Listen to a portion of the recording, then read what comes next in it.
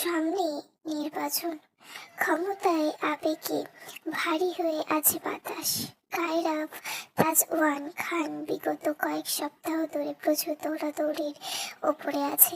বর্তমানে তুমুল ব্যবস্থায় কাটছে তার দিন। নির্বাচনের মানে শুধু গণভোট নয়, তার বাঁচার লড়াই, তার সম্মান আর অস্তিত্বের প্রশ্ন। এমপি পদে টিকে থাকতে হলে জনগণের ভোট দরকার, সাথে তাদের ভালোবাসা। এমপি হিসেবে যদিও কায়রাফের জেতার সম্ভাবনা বেশি, তবু কায়রাফ রিস্ক নিতে যাচ্ছে না। তাই কায়রাফের দলবল উঠে পড়ে লেগেছে একদম আদা জল খেয়ে। কায়রাফের বিপক্ষে লড়ছে আলতাফ মির্জা সহ আরো অনেকে। তবে আলতাফ মির্জা বেশ শক্তিশালী পার্টি, সে ও পেতেই আছে কায়রাফের ক্ষতি করার। আজকে কায়রাফের সমাবেশের খবর সে আগেই পেয়েছে এবং সেই অনুযায়ী তার পরিকল্পনা কায়রাফ তাজওয়ান খানকে শেষ করে দেওয়া। রাজনীতির ময়দান থেকে কায়রাফ তাজওয়ান খানের সম্পাদিত সম্পত্তির তার উদ্দেশ্য, কারণ এই কায়রাফ ছাড়া তাকে আর তার চালে মাত দিতে কেউ পারবে না। কাল রাতে আলতাফ মির্জা নিজের ঘরেই ছিল। বয়স ছুঁয়ে ছুঁয়ে আলতাফ মির্জা গভীর হয়ে সোফায় আধশোয়া হয়ে বসে আছে। সোফার মাথার পাশে এক হাত রেখে অন্য হাতে সিগারেটটা এমন ভাবে ধরেছে যেন সেই তার ক্ষমতার সিম্বল। সামনে চুলগুলোতে সামান্য উঠে আছে। যতই হোক বয়স তো বাড়ছে, সেটা তো কমানো যাবে না। বয়সের দাবিকে কেউ অস্বীকার করতে পারে না, কিন্তু আলতাফ তা মেনে নিতে শেখেনি। বয়স বাড়ছে, তবু নিজের পুরুষত্বের অহংকার তাকে ঘিরে রেখেছে। 48 ছুঁয়েছে তার বয়স, কিন্তু বিয়ে করেনি। সে বিয়ে নামে কোনো বাঁধনে নিজেকে আবদ্ধ করতে চায় না, কারণ সে জানে স্ত্রী, সংসার, প্রতিজ্ঞা এসব তার মতো লোকের কাছে নিষ্প্রয়োজন। সে সকল পরিবার পরিজন কিছুই নেই তার। তার মতে মানুষের দুর্বলতা বানানো উচিত নয়, তার মানুষের সবচেয়ে বড় দুর্বলতা এই পরিবার। অবশ্য তার রাতের কাজকর্ম অব্যাহত থাকে না। তার রাতগুলো উন্মত্ত, নোংরা, পাপের মতনই মুক্ত। নিত্য নতুন মুখ, নতুন শরীর, নতুন রানী সঙ্গীতার দিকে দিন কাটে। তবে সবকিছু নির্ভীকতে ঘটে, সবকিছুই লুকানো পর্দার আড়ালে। আলতাফ মির্জা তার অন্ধকার ভিতরটাকে লুকিয়ে রেখেছে, তা সমাজের কেউ দেখতে পাবে না, আর দেখতে পেলেও বলার সাহস পাবে না। জনগণের সামনে এসে এক মুখোশ পরে উন্নয়নমুখী সদালাভী লক্ষ্য দয়দি মানুষের মাথা নইলে সামাল দেয়, হাসি বিলায়, প্রতিশ্রুতি ছড়ায়, কিন্তু ব্যক্তিত্ব জীবনে সে সম্পূর্ণ বিপরীত। এক ভয়ঙ্কর চরিত্র, যার আসল রূপ রাতের অন্ধকারেই রাখে। চোখের সামনে ধোঁয়ায় কুণ্ডলি পাকিয়ে উঠছে। আলতাফ ধোঁয়া ছেড়ে দীর্ঘশ্বাসে না আগামী দিনের নোংরা পরিকল্পনার আগে তার মস্তিষ্কের পরিকল্পনা সম্পর্কে আর ভেবে নিতে চাই। তার চোখ দুটোতে ক্লান্তি আসে, কিন্তু তা সত্ত্বেও শেয়াল সুলভ বুদ্ধি তীক্ষ্ণ ধারালো। সে হা করে ধোঁয়া ছাড়ছে। ধোঁয়ায় মোটা অংশগুলো ছড়িয়ে পড়ে ঘরের কোণায়, অশুভ কোনো সংকেতের মতো। অবশ্য সে মানুষটাই অশুভ। ইমতিয়াজের পোলা বহুত বাড়তেছে রে, ওরে সরাইতেই হব রাস্তা থেকে, নাহলে আমার চালের আমারে মান দিব। আলতাফের কণ্ঠে ভরিক্কি ভাব। সামনে বসা দুটো ছেলের চোখে তখন আগুনের মতো জ্বলন্ত উচ্ছ্বাস। বলল, তাহলে কি করুন বস, ওরাই দি। আলতাফ খ্যাক খ্যাক করে হেসে, সালা উড়াইবি ওরে? এতই সোজা? শত্রুরে দুর্বল ভাবা মারাত্মক ভুল। কায়রাফে সহজ ভাবে নেওয়া ঠিক হব না, ওর বহুত চালাক। আগের বার কি করেছিল ভুলে গেছস? দুটো ছেলে পরস্পরের দিকে তাকায়, আগ্রহ আরো বেড়ে যায়। তাহলে কেন তাহলে কন করুন কি? এভাবে হাত পা গুটাইয়া বইসা থাকলে কি লাভ? আলতাপ ধীরে ধীরে আধ খাওয়া সিগারেটটা ছুঁড়ে ফেলে আর একটি মারাত্মক সিদ্ধান্তশীল মোহর করছে মস্তিষ্কে। তারপর ঘাড় বাঁকিয়ে বলল, কাল ভাসানির পাশে সমাবেশ ওদের দলের। নিরিবিলি জায়গা না, ভিড় থাকবে, বিশৃঙ্খলা থাকবে, ওইখানে মোক্ষম সুযোগ কাজে লাগাতে হবে। সেই সোফা থেকে দাঁড়িয়ে আঙুল তুলে ঘরের সব ছেলেপেলের উদ্দেশ্যে প্রতিধ্বনির মতো করে বলে ওঠে, দুজনেই রেডি থাকবি, আর কোনো পোলাপান নিবি না অযথা। তারপর তাক করে সোজা শুট। হা হা হা। খানিকটা বদ্ধ উন্মাদ হাসিতে ভরে ওঠে ঘর। পরিকল্পনা পাকাপোক্ত হয়েছে, এবার শুধু প্রয়োগ করা বাকি। এই আপতা হলো কায়রাবের জাত শত্রু। রাজনীতির মাঠে সেই শুরু থেকেই।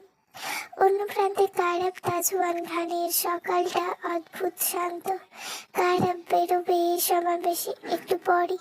বেরোনোর আগে ঘড়ির বেলটা সামান্য টেনে ঠিক করতে করতে খানিক গম্ভীর গলায় ডাকে, কায়েসি, আমার কৌটোটা দাও। কায়েসি নিঃশব্দে এগিয়ে আসে, হাতে কৌটো নিয়ে, চোখ নামানো তার।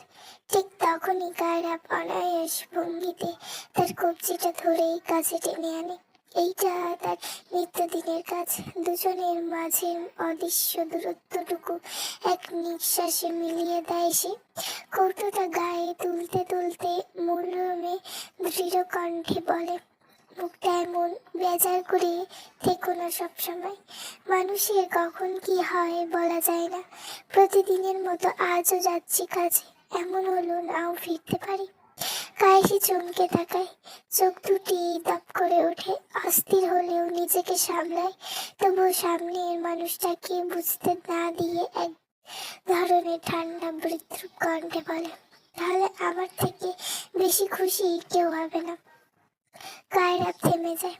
অন্তঃপর ধীর ভঙ্গিতে খুব আস্তে কায়েসির মুখ দু হাতের আঁচড়ায় তুলে নেয়।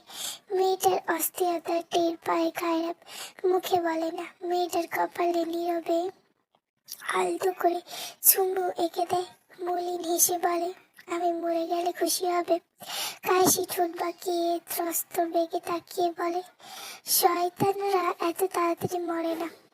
কায়রাব এবার সত্যি জোরে হেসে ফেলে, তবে হাসির কিনারায় একরকম ভার জমে আছে। মুখে বলে, না মরলেই ভালো। যদিও মরতে আমার ভয় নেই, ভয়টা অন্য জায়গায়। বোনটাকে নিয়ে, ছোট বাচ্চাটাকে নিয়ে, আর সবচেয়ে বেশি তোমাকে নিয়ে। আমি এই ভেবে ভেবে অস্থির হয়েছে, আমি মরলে তোমার এত ভালোবাসবে কে? কায়েসি। কায়েসি শ্বাস ফেলে ক্লান্ত ভঙ্গিমায় তারপর কণ্ঠে খাদ নামিয়ে বলে ওঠে, চাই না এমন ভালোবাসা, চাই না। এই বলেই সে ঘুরে দাঁড়ায়। দরজার দিকে হাঁটার সময় এই বুঝি কেউ দেখে ফেলবে ভেবে মাথা নিচু রাখে। নয়ন তো ভেঙে যাবে, তবু চোখ বেয়ে নেমে আসে এক ফোঁটা অশ্রুবিন্দু। খুব দ্রুত আঙুলের ডগায় মুছে ফেলে। কেউ দেখতে পায় না সেটা। কায়রাব না। তার পেছনে দাঁড়িয়ে কায়রাব কেবল তাকিয়ে থাকে। একটা মানুষ চলে যাওয়ার পায়ের শব্দে কিভাবে নিজের বুকের ভেতরকার নিঃশব্দ ভাঙনটা স্পষ্ট হয়ে যাচ্ছে, সে কথা সেই শুধু জানে। কায়রাব তার বউ বাচ্চার কাছে, তার পরিবারের কাছে সত্যি খুব দুর্বল। আর দেরি না করে গাড়ি করে রওনা দিয়েছে সমাবেশের উদ্দেশ্যে। গাড়ির জানলায় ভাসতে থাকা শহরের দৃশ্য দেখে মনে পড়ছে বারবার বাবার কথা। এই রাজনীতি তার বাবার রক্তের স্রোত বেয়ে তার শিরায় ঢুকে গেছে। তার বাবা জীবনের একাংশ সময় এই রাজনীতিতেই কেটেছে। সেও নেতা ছিলেন এক সময়, কিন্তু একটা ভুল সব শেষ হয়েছিল। এই ভেবে দীর্ঘশ্বাস ফেলল কায়রাব। আজ সমাবেশ মাওলানা ভাসানীর কাছে, পথ জুড়ে পোস্টার, ব্যানার, স্লোগান, মানুষের ভিড়। কায়রাবের গাড়ি যখন সামনে এসে থামে, তখন চারপাশটা এক রোমাঞ্চকর উত্তেজনা থরথর করছে। দেহরক্ষীরা তার চারপাশে ঘিরে ধরে। গাড়ির দরজা খুলতেই কায়রাব নামো, কোট প্যান্ট, অদ্ভুত এক রাজকীয় স্থিরতা। মনে হচ্ছে যুদ্ধক্ষেত্রে নামা কোনো বংশীয় যোদ্ধা। মানুষ হাত নেড়ে চিৎকার করছে, কায়রাব ভাই আমাদের নেতা। কায়রাব হাত নাড়াতে নাড়াতে যায় স্টেজে। আসার সময় কিছু মানুষের সাথে কুশল বিনিময় করে, তাদের খোঁজ খবর নেই। সৎ থেকে যতটা কাজ করা যায় করে কায়রাব, তবে কিছু ক্ষেত্রে ক্ষমতায় প্রয়োগ করতেই হয়। সকলের কাছে জনপ্রিয় কায়রাব। তার সুনাম যেমন আছে তেমন আছে ভালোবাসাও, কারণ সে জায়গা অনেক উন্নয়ন করেছে, সাধারণ জনগণের সুবিধা অসুবিধা দেখছে, ন্যায্য বিচার করেছে। কেন না চাইবে এমন নেতা? স্টেজ তৈরি, প্ল্যাকার্ড সাজানো, মাইকে ফিডব্যাকের শব্দ। কায়রাব স্টেজে উঠে স্বভাব সুলভ হেসে চেয়ারে বসে পা তুলে রাখে। কোনো রাজা যেভাবে নিজের সিংহাসনে বসেছে এমন ভঙ্গিতে। দেহরক্ষীরা সতর্ক দৃষ্টিতে জনতার দিকে তাকিয়ে আছে। পাখির মতো শিকার খুঁজে বেড়ানো ওই দুই আত্মদায়ী ভিড়ের মধ্যে মিশে আছে কিনা তা কেউ জানে না। আজকের আকাশে রাজনীতি, হুমকি আর গোপন ষড়যন্ত্রের ঘন কালো মেঘ জমে আছে, কিন্তু কায়রাব অদ্ভুতভাবে স্থির। তার চোখের গভীরে লুকিয়ে থাকে আগুন, যে আগুন না থাকলে রাজনীতির মাঠে টিকে থাকা দায়। এবার কায়রাবের বক্তব্যের পালা। কায়রাব সামনে এলেই ভিড়টা নিজে থেকে স্থির হয়ে যায়। বাতাসে ছিল একটা অদৃশ্য টান। সবাই অপেক্ষা করছে তার প্রাণপ্রিয় নেতার বক্তব্য শোনার জন্য। চারপাশে দাঁড়িয়ে থাকা মানুষ, দোকানের সামনে দাঁড়ানো তরুণরা কাছ থামিয়ে দূর থেকে তাকিয়ে থাকা সকলে চুপ করে। কায়রাব মাইকের সামনে দাঁড়ালো, চোখে সেই পরিচিত দৃঢ়তা, কণ্ঠে এক অদ্ভুত শান্ত শক্তি। মৃদু হেসে ধীরে বলতে লাগলেন, ভাইয়েরা আমার, আমি আপনাদেরই এলাকার ছেলে, চেনেন নিশ্চয়ই। আজ আপনাদের সামনে দাঁড়িয়ে যে কথা বলছি সেটা রাজনীতির উদ্দেশ্যে কোনো কথা নয়, এটা আমাদের অস্তিত্ব রক্ষার কথা। এক মুহূর্ত থেমে তিনি মানুষের দিকে তাকালেন, প্রতিটি মুখ চিনে নিচ্ছেন। প্রথমেই বলছি, রাজনীতি নেতা হওয়ার দরুন আপনাদের কথাই সবার আগে গ্রহণযোগ্য। আমরা আপনাদের জন্য নির্বাচিত হই, তার আগে আপনাদের উন্নয়নের কথা বলি। সেটা শুধু রাস্তার ড্রেন বা আলোর নয়। উন্নয়নের মানে মানুষের হৃদয়ে বিশ্বাস জাগানো। বিশ্বাস হলো একজন মানুষ আছে, যে মানুষ আপনাদের কথা ভাববে, আপনাদের পাশে দাঁড়াবে। মহিলারা, বৃদ্ধারা, দোকানদার সবাই মনোযোগ দিয়ে শুনছে। কায়রাব আবার বলল, আমি কায়রাব তাজআন খান, ক্ষমতার লোভে নয়, মানুষের কাছে দায়বদ্ধ হয়ে এই মঞ্চে দাঁড়িয়েছি। আজ পাশে সে সরকার ভবন তৈরি হয়েছে, এটা শুধু ইট সিমেন্টের দেয়াল নয়, ওটা হলো আপনাদের স্বপ্নের প্রতিচ্ছবি। এখানে যারা কাজ করছে এরা আমাদের সমাজের প্রকৃত ভিত্তি। এই মাটির সাথে এদের ঘাম মিশে আছে, আর সেই ঘামই আমাদের এলাকার ভবিষ্যৎ গড়ে তুলবে। জমে থাকা মানুষের ভিড়ে প্রশংসা গুঞ্জন উঠল। কায়রাব হাত তুলতেন, গলা আরো দৃঢ় হলো। আমি চাই আপনাদের প্রতিটি ছেলে মেয়ে শিক্ষিত হোক, আপনাদের প্রতিটি ঘরে যেন আলোয় ভরে থাকে। আমি প্রতিশ্রুতি দিচ্ছি, নেতা হিসেবে নয়, আপনাদের একজন সন্তান হিসেবে। যে কোনো অভাব, যে কোনো সমস্যায় আমার দরজা সবসময় খোলা আপনাদের জন্য। একজন মধ্যবয়স্ক লোক চোখ মুখে ফিসফিস করলেন, আমাদের কায়রাব আলাদা, সে সত্যি যোগ্য নেতা হওয়ার জন্য। কায়রাব আবার সকলের দিকে তাকালেন। এবার তার কণ্ঠে যেন আরো কোমল, কিন্তু প্রভাব আরো গভীর। আপনারা আমাকে বিশ্বাস করছেন, আর সেই বিশ্বাসের সম্মান রাখাই আমার কর্তব্য। আমি চাই একদিন আপনাদের যেন গর্ব করে বলতে পারেন আমাদের নেতা কায়রাব খান সে নিজের কথা রেখেছে। আজ আমি এত প্রতিশ্রুতি দিচ্ছি, স্বপ্ন দেখাবো আমার সবই এবং স্বপ্ন পূরণও করবো একসাথে।